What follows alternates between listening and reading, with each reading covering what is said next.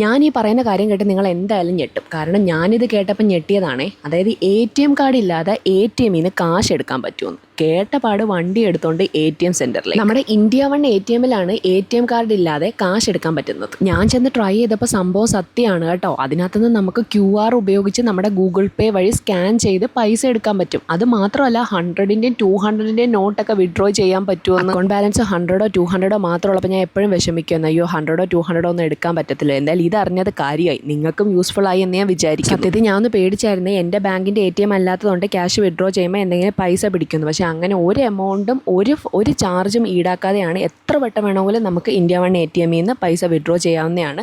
അത് മാത്രമല്ല cash backs നമുക്ക് കിട്ടും. എൻ്റെ സ്ഥലം കൊല്ലമാണെന്നറിയാലോ. നമ്മുടെ തഴുത്തല, മുകുത്തല, അയിത്തിൽ, പിന്നെ നമ്മുടെ ആ പഴയാറ്റുംകുഴി, ഈ സ്ഥലത്തൊക്കെ ഇന്ത്യ വണ്ണിൻ്റെ ATM അവൈലബിൾ ആണ് കേട്ടോ.